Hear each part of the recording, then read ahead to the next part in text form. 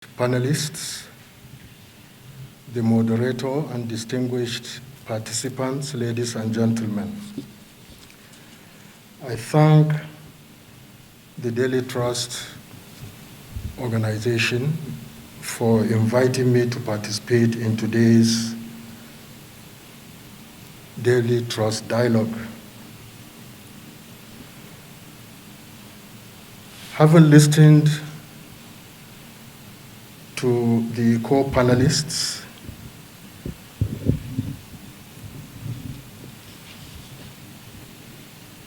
I'm pondering as to whether I should just keep my paper aside and respond to the issues that they have raised, or whether I should stick to my paper and, where necessary, then address the issues that they have raised. I think it's only fair that I stick to my paper. And in this presentation, I begin with a general introduction, and then I try to look at the Nigerian context, and I made a very brief and short analysis of the Nigerian context before attempting to address the questions that have been posed to us, which is restructuring in Nigeria, why, how, and when.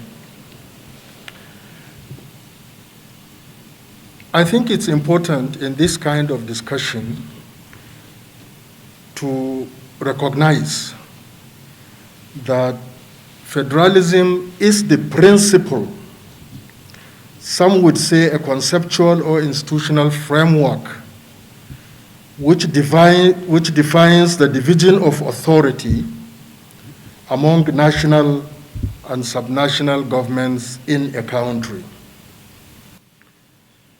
A country in which authority is divided between the national and subnational governments is referred to as a federation, or as operating a federal system. And it is also important to recognize that regardless of whether it is the subnational governments which were priorly independent that came together to form and create the federation, or whether they were forced by historical circumstances into such a union, the subnational governments have, by legal constitutional arrangement, become the federating units, which means that they have coordinate or at least shared responsibilities with the national government. So the major objective of a federal system is to bring about non-conflictual management of diversity and to ensure sharing of power and the resources so that the country or the federation can have stable societal progress and socio-economic development. Both in law and in practice, most federations strive and take care to ensure equity and justice in the division of authority and resources among the federating units and in compliance with the rule of law. Because it is only by doing this that a conducive environment for peaceful coexistence could be nurtured, and it is the only way through which proactively irredentist tendencies can be blocked in order to facilitate societal progress and development. So technically and substantively, Nigeria is a federation and operates a federal system with states as federating unit currently. We may have had regions, but we moved into states, and currently as we speak, under the current constitutional arrangement, the states are the federation unit.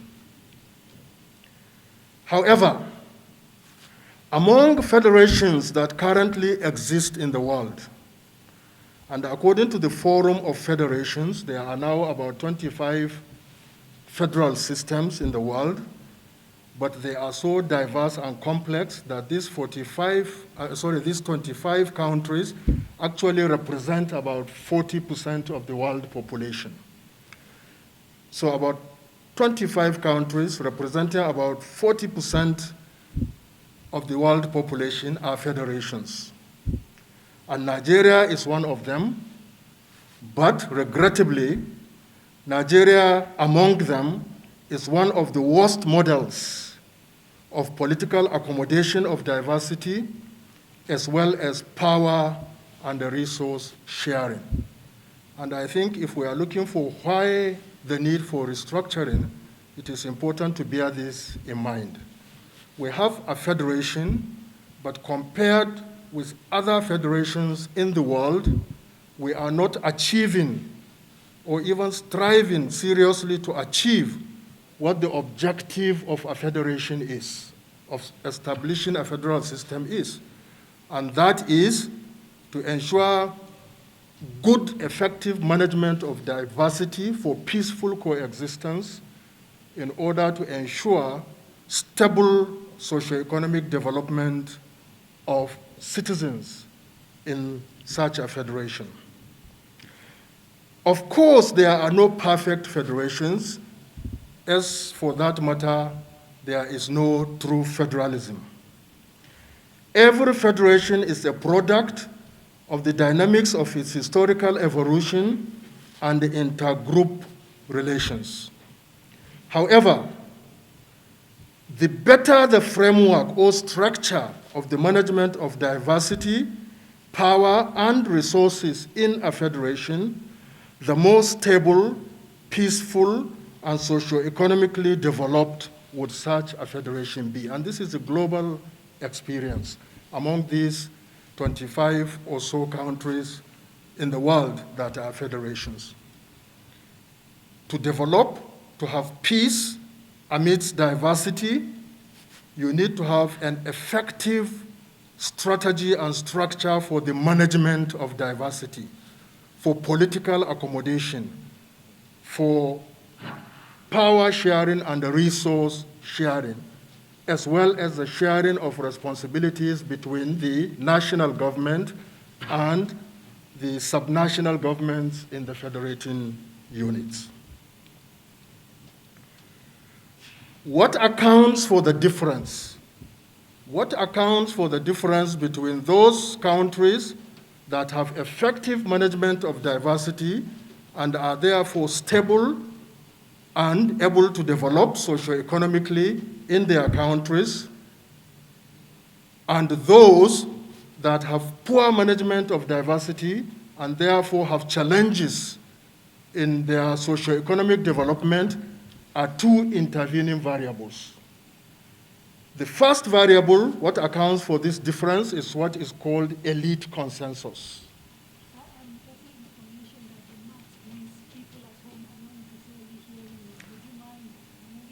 They may not be perhaps seeing my face, but I'm sure they should be hearing me because all the others spoke with their masks on. Maybe speak a bit louder. Okay, I will remove it, don't worry. All right. So basically the point that I'm making is that for a country such as Nigeria that has poor management of diversity, that is unstable because of this poor management of diversity, that has an imbalance in the sharing of power and the resources. Two things are important for us to be able to improve the situation and to become a more effective federation. And those are, one, elite consensus, and secondly, good democratic governance. And in Nigeria, these are serious challenges, and to my mind, they are the major obstacles to peace, to peaceful coexistence, to stability, and to socio-economic development and equality of opportunity in our country. Therefore, for its stability, progress, and development as a modern nation state, Nigeria's current federal structure needs improvement, needs refinement, indeed needs some form of what can be called restructuring. And of course, there are many reasons which few Nigerians can contest as to why we got to where we are. One, of course, is that we know we have had a long history of military rule. And this long history of military rule has a culture associated with it, which is not democratic, which is generally authoritarian, and which is centrist in terms of hierarchy of authority. So in a federal system, when you have military regimes, authority is centralized. And over time, power and resources have become concentrated in the national government at the expense of the states. And unfortunately, this negative consequence of prolonged military rule has also been combined by bad and poor governance, in spite of the fact that we have made a transition to democratic governance. And these are very fatal combinations for a federal system of government. You know, to have centralized authority in a federal system where resources and power are centralized, and then to have bad governance at the national level, then obviously is a recipe for violence, for conflicts, for disagreements, and for irredentist tendencies for the dismemberment of a country. And that is what we are witnessing in this country. So if we want improve the federal system, and maybe because of the frustration with what has been happening in Nigeria, a few people probably have already reached that extremist position to say that, look, Nigeria is no longer viable. We want to opt out of Nigeria. You know, but I believe that a sober analysis would show us the best ways and the means and the strategies that can help us restructure the federation, improve upon the management of diversity and the power sharing and the resources, so that we can have a country that we can all be proud of as citizens, and so that our society, on the basis of stability and peaceful coexistence, can develop and actualize the aspirations, the needs and the aspirations of the Nigerian people.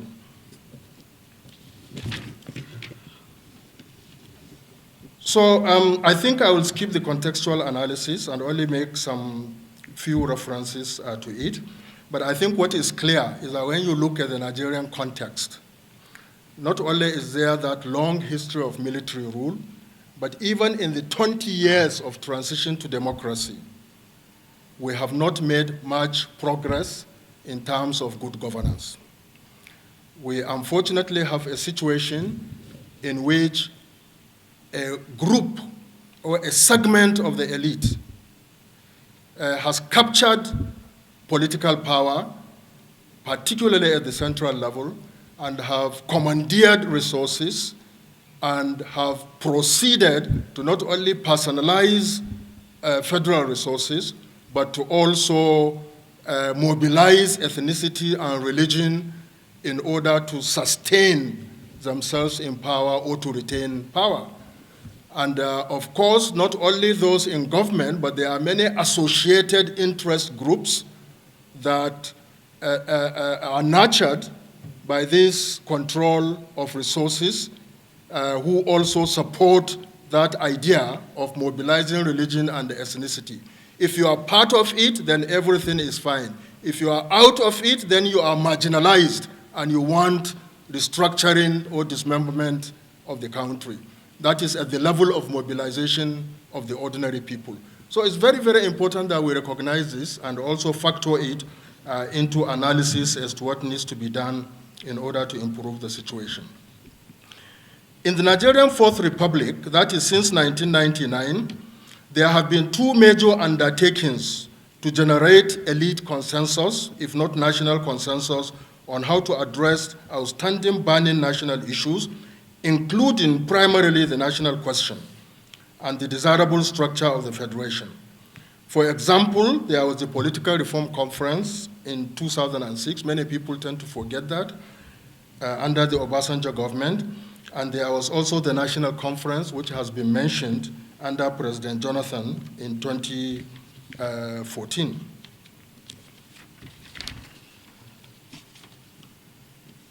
The report of each of these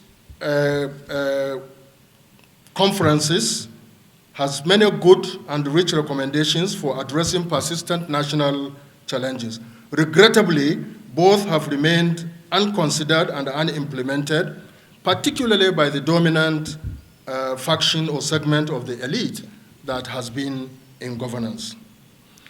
As governance increasingly becomes poor and bad, as Nigerian politics slides backward from democratic to undemocratic authoritarian modes of governance, and consequently, as the country is plunged into uncontrolled ethno-religious violence and other forms of criminality, the demands for restructuring have become vociferous, with even extremist irredentist demands for the dismemberment of the country.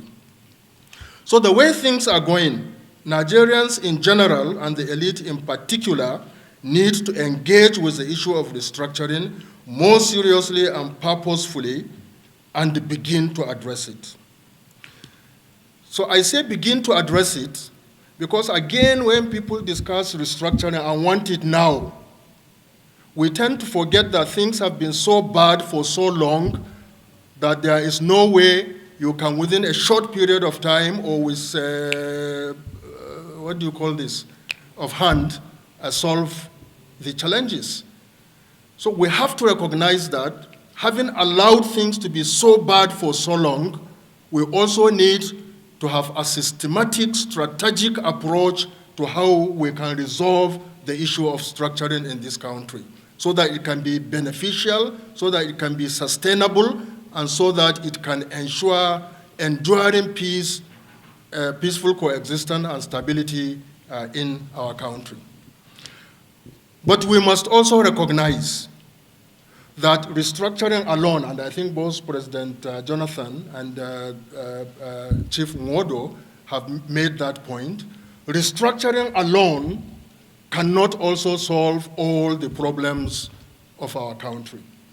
In fact, we have to combine restructuring with reforms in governance in order to ensure that actually Nigeria becomes stable, the issue of feelings of marginalization are addressed, the issue of equality of opportunity is promoted, the issue of vandalization of resources and their diversion for personal use rather, or selfish use rather than national or communal use is addressed. These are fundamental issues.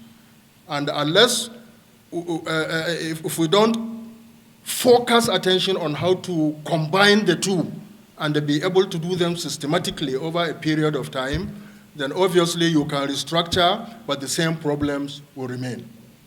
So it's very, very important we bear this in mind.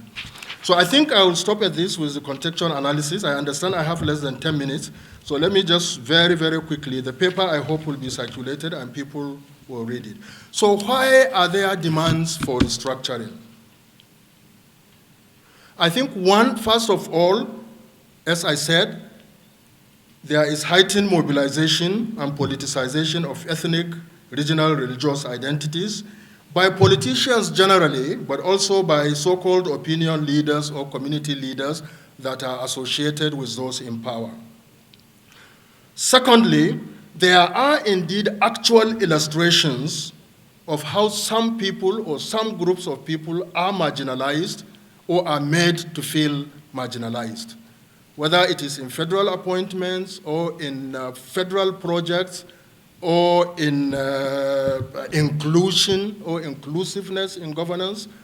There are, and people can easily point to evidence of marginalization. Now, of course, this evidence, on balance, may be marginal or minimal, but the perception of marginalization created by these incidences is more dangerous in the mobilization of ethnic and religious sentiments.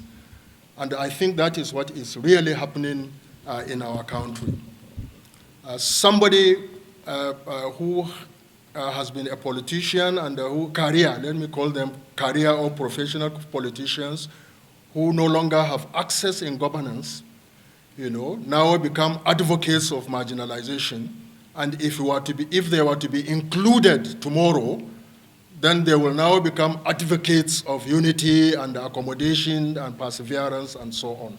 And we see it all the time, particularly given the way in which politicians move from one party or jump from one party to another. But for the ordinary people, because they listen to what you say, then obviously once you create that feeling and perception in them, it's very, very difficult to cure it. And that is how it finds expression in ethno-religious violence and even in the other forms of criminality which we now see. So there are many things I have listed, about six things that actually facilitate this demand for restructuring.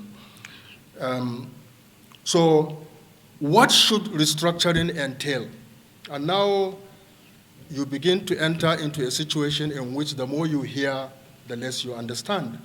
There are all sorts of notions and definitions of restructuring. For some people, like Chief Adebanjo, restructuring is going back to the 1966 constitutional arrangement, okay? And if you don't do that, you are not doing restructuring. And it is, one can deduce from the position articulated, it is the only solution, this or nothing. Other people, perhaps since 1995, the Constitutional Conference established by late General Abacha have moved from return to 1966. They say, okay, let's have geopolitical zones. Rather than the 4 regions, let us now have 6 regions based on the so-called geopolitical zones. And then you devolve power and responsibilities and resources to those zones.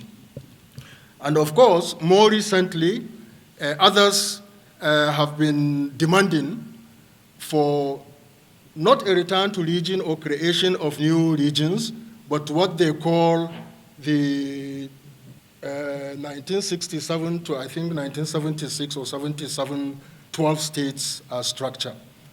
They say, well, it's difficult to go back to the regions and is also perhaps unrealistic to create new geopolitical zones and get the states to surrender their resources.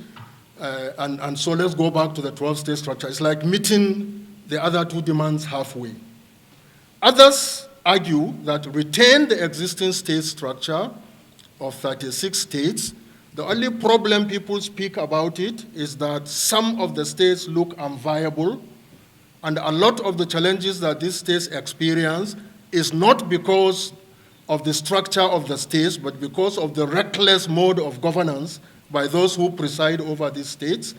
So retain the state structure, improve good governance, but then devolve additional powers and resources from the concentrated power and the resources at the federal level to the states so that they can have more resources, they can have more responsibilities, and they can become more viable, and with improvement in governance and more credible people of integrity getting into politics and assuming positions at the state level, then you will have a better process and a better system.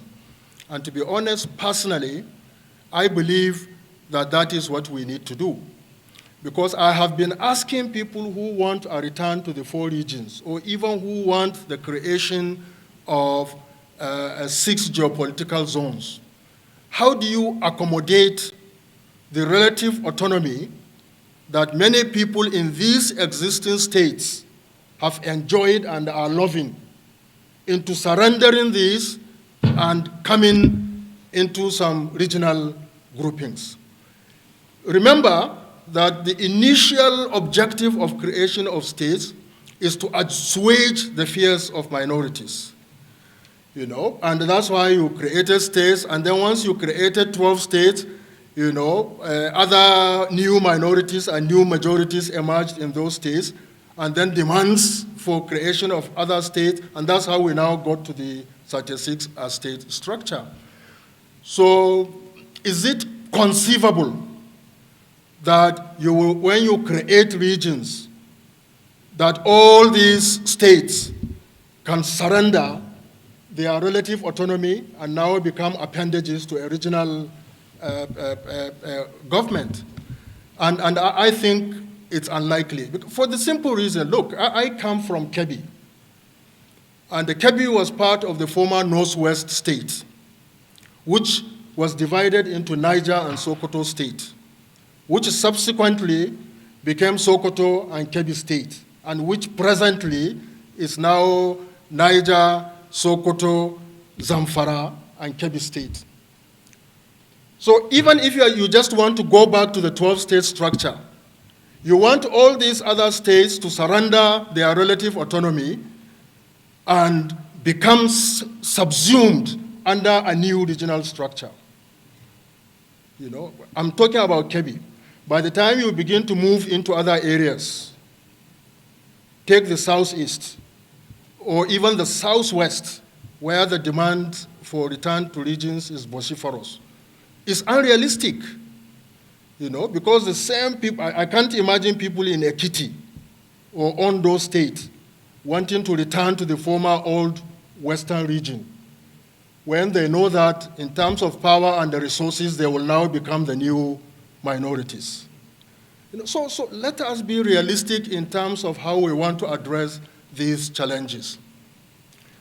And by the way, maybe it's a different, I think I've taken more time than I'm allowed. So my argument is that we need to restructure, but restructuring should address imbalance of power, inequities in resource distribution in the existing 36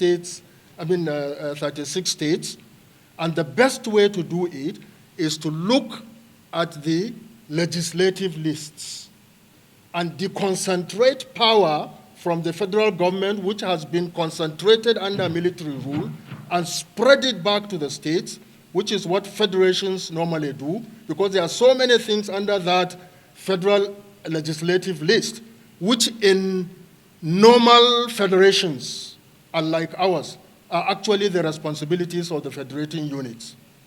Education, health, urban and housing, and many others like that, which have substantial resources, devolve them back to the states and give commensurate resources to the states. But of course, it means that the more resources that go to the local level, the more power at the local level becomes more attractive, the less it becomes more attractive to the central power, and therefore the issues of national marginalization may be reduced. And perhaps, and I believe it will be so, the more resources, the more power are concentrated at the state levels, then the more good people of integrity and who don't think that such resources should be allowed to be vandalized by those who capture power will become involved in local struggles to ensure good governance and to ensure effective utilization. And now many of the states blame the federal government for challenges in education, challenges in healthcare, and so on. By the time you give that responsibilities to the states, any state that cannot take care of its schools or its own clinics, has nobody else to blame.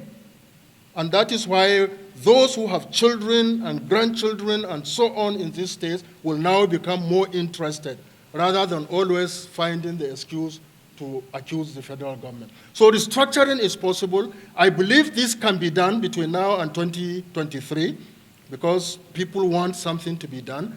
Once we begin with that, it will revive hope and confidence in the process, and it will catalyze a new feeling of belonging. And by the time it begins to take root in the states, I believe a lot of the challenges that we face would become reduced. But the key thing is you can't just do that restructuring and ignore improvement in governance. You have to combine the two, and it's possible to combine the two, and I've also discussed it in this paper. When you get it, you can see my ideas. Thank you very much. Sorry. Sorry, Kadaria.